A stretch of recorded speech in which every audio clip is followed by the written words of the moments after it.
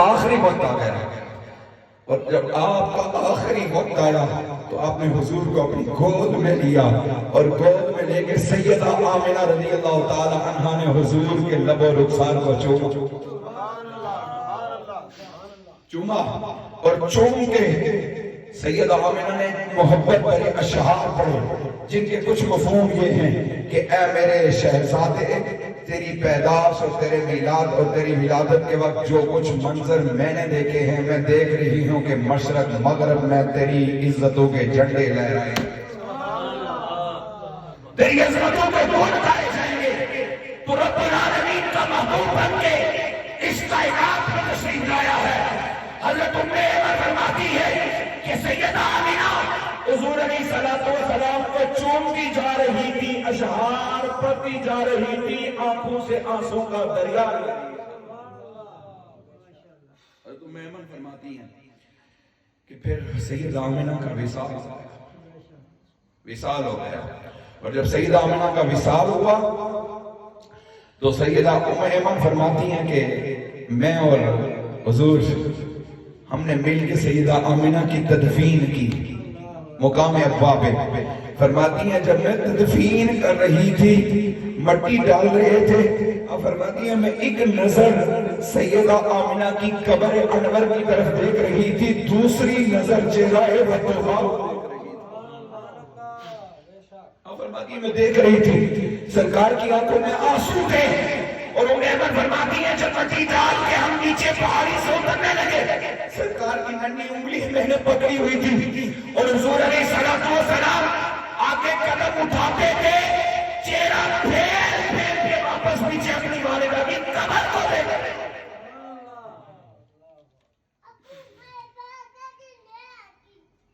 اور سنو نوجوانوں، سنو، آج کا نوجوان اگر BA کی ڈگری اس کے پاس آ جائے، وہ ماں باپ کو تو کوئی سمجھا نہیں کہتا، میں انگلش میں بات کر لیتا ہوں، میری ماں پوری شادی ہے چل رہی ہے، میرا باپ چل رہا ہے، میرے دوستوں کے سامنے باپ نہ بولے میری بےزتی ہو جائے گی، اوے نادان، تو BA کی ڈگری پہ ناز کر رہا ہے، ادھر آ، یہ نبوت کا سرتاج، یہ امام نبوت کا سلطان، یہ نبوت کا امام ہے۔ صحابہ فرماتے ہیں سفر پہ جا رہے تھے، ایک مقام آیا، حضور نے صحابہ سے فرمایا تم باہر رکو، میں تھوڑی دیر اندر جانا ہوں، اور ایک قبرستان تھا، حضور اندر چلے گئے، صحابہ فرماتے ہیں اندر سے حضور سے رونے کی آواز آ رہی تھی، رونے کی آواز آ رہی تھی، رونے کی آواز آ رہی تھی، ہم اٹھ کے جا کے تک نہیں سکتے تھے، چونکہ حضور منع کر کے کہتے سرکار باہر آئے، ہم نے سوال کیا، سرکار نے فرمایا میں اپنی ماں آمنہ کی قبر دیکھ کے رو رہا تھا۔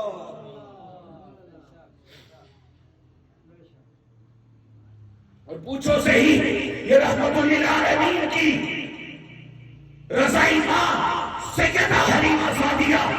آباد بازار جب دربار محمد میں آتی ہے،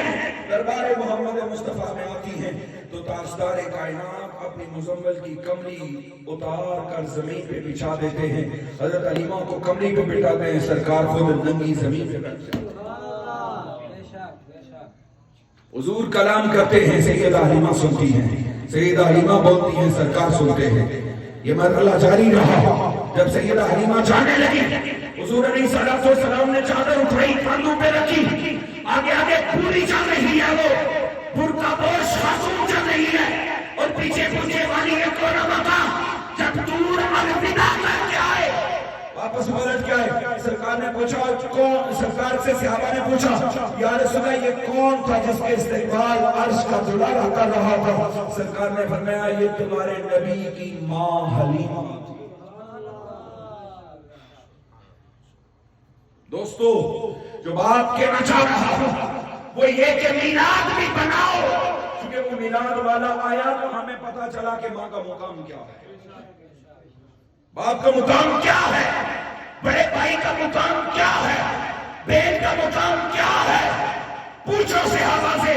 کہ جب حضرت شیمہ حضور کی بارگاہ میں آئی اور وہ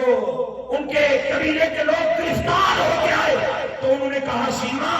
تم جاؤ گی تو حضور ہمارے قبیلے کے لوگوں کو چھوڑ دیں گے۔ شیمہ آئی،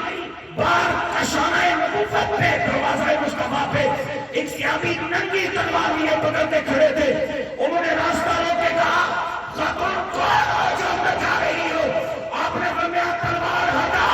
اور راستہ چھوڑ، میں تیرے محمد کی بہن حشیمہ ہو چکی ہوں.